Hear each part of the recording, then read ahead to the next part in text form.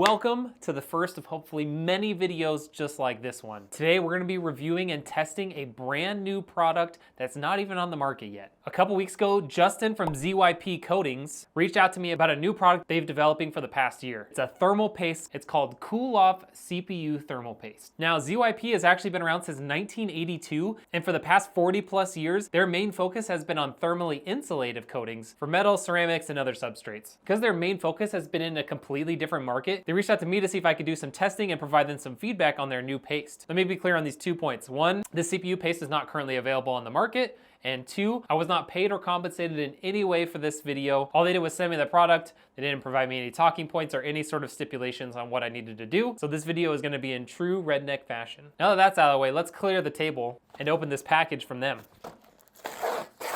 First, let's take a look at the actual paste. All right, so it just came in this little tub with a nice little soft spatula there and a little secondary one. So this, you can see on there, it says Cool Off CPU Thermal Paste. Obviously this is probably not how they're gonna sell it to most customers. They will likely use a syringe like one of the ones I pushed onto the floor there, but as a sample, this is great. There's a ton of it, so I can use it on multiple computers, CPUs, GPUs, whatever. So let's take a look. All right, so opening this thing up, you can see there it's got a nice dark color. This is actually a lot darker than you would expect from a normal thermal paste. A lot of times those are much lighter gray color. You can also hopefully tell, it seems like it's got a nice viscosity. It's not too dry, which means it's gonna be pretty easy to apply, which is very nice. Other than that, I mean, it looks pretty good. Let's give it a quick smell. Maybe it's because I'm a little sick, but it doesn't really smell like anything. Okay, now before we get into test, let's talk a little bit more about the specifics of this paste. First, something they sent here that I actually didn't get via email, they're expecting to sell 10 grams of this paste for about $14. Something like Thermal Grizzly, you might expect it to be $9, $10, or $10 for 2.5 grams. Pretty good value, super affordable. So if their performance is able to compete with something like Noctua, Corsair, or the Arctic MX6, this could be one of the best price performance pastes on the market. But I actually got a full data sheet on this stuff, so get ready to learn a little bit more about what's in your thermal paste. In particular, for this paste specifically, there are 4 main ingredients: aluminum oxide, graphite, boron nitride, which is the compound that ZYP is most notable for and sells the most of in the world, and glycerin. In short, none of these ingredients are edible, so, you know, don't taste it. Looking through this data sheet in more detail though, I did find something that was interesting. While it's not considered flammable, it is considered combustible. And that got me curious. How hard is it to set on fire compared to this Arctic MX6? Let's go outside and find out. First, the Arctic MX6, which is this one right here. Kind of looks like it's starting to light. Getting real hot at least. Flame! Okay, now we're gonna test the Cool Off from ZYP.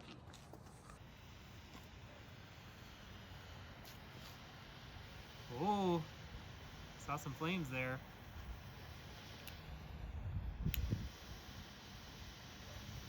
Definitely catching fire a little bit faster. It did seem to withstand the flame for quite a while, so I think we'll give it a pass on not being flammable.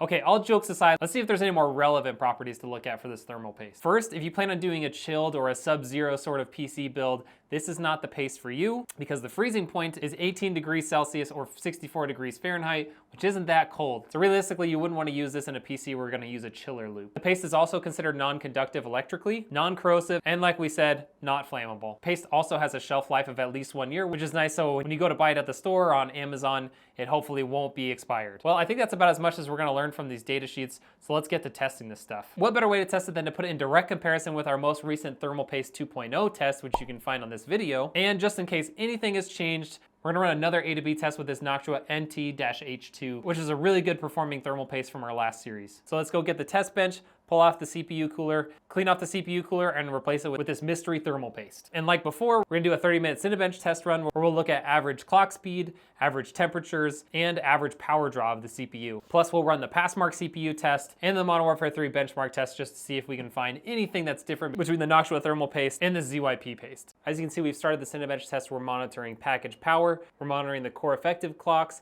and we're monitoring the core temperatures. Well, we're coming to the end of the run here. You can see we're still holding steady at around 225 to 227 watts on the CPU. All of those P cores and E cores still boosting all the way up. And it looks like the highest temperature we saw is 83 degrees.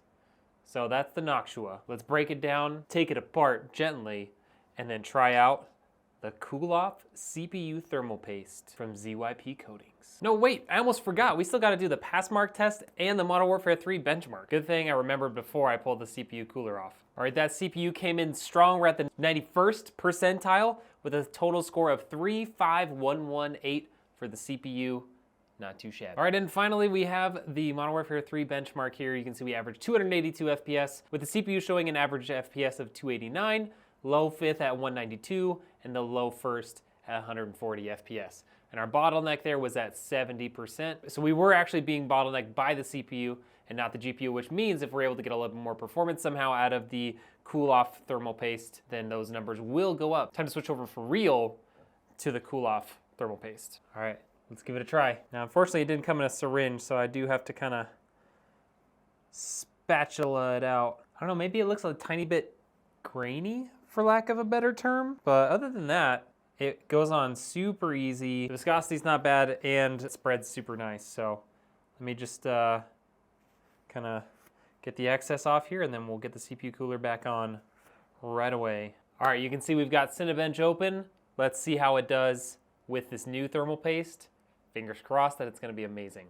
All right, we're coming down to the end of this run, and you can see here we're actually pulling in the neighborhood of 236 to 237 watts right now with similar clock speeds. We are experiencing some higher core temperatures, but that's a little bit to be expected when we're seeing a little bit higher power output.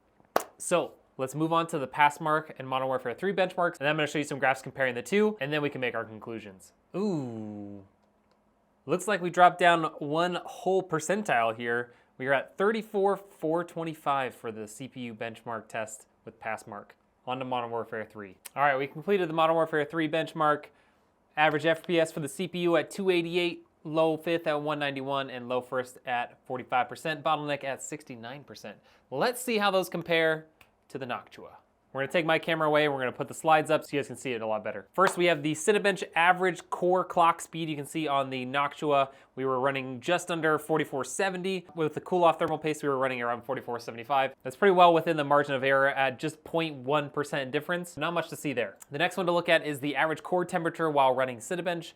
The Noctua NTA-H2 averaged 70 degrees Celsius across all cores, while the Cool Off averaged around 78 degrees across all cores. However, on the next slide, we're gonna see why. Because while the Noctua only pulled 227 watts of power on average, the Cool Off was able to pull 237 watts of power on average. So that really explains the increase in temperature because we're pulling 10 extra watts of power through our CPU. So pretty interesting find there. Next, let's move on to the Passmark CPU test. The Noctua was able to pull out a bit of a lead there over the Cool Off, with the Cool Off only putting in 34,400, where the Noctua NT was able to pull out 35,000. Lastly, we have the Modern Warfare 3 benchmark. These are the low 1% for the CPU. The average and the low 5% were nearly identical for both, whereas here you can see that the low 1% for the Cool Off was about 5 FPS higher. Again, this could be within the margin of error, but during the testing in our previous video where we disabled our E-cores, we were able to get nearly identical low 1% and low 0.1% all the time. So having a 5 FPS difference here could actually mean that the CPU was able to operate just a little bit better with that Cool Off thermal paste. So after looking at all of that, here's what we can really say. The Cool Off CPU thermal paste from ZYP Coatings, while it is their first ever developed thermal paste,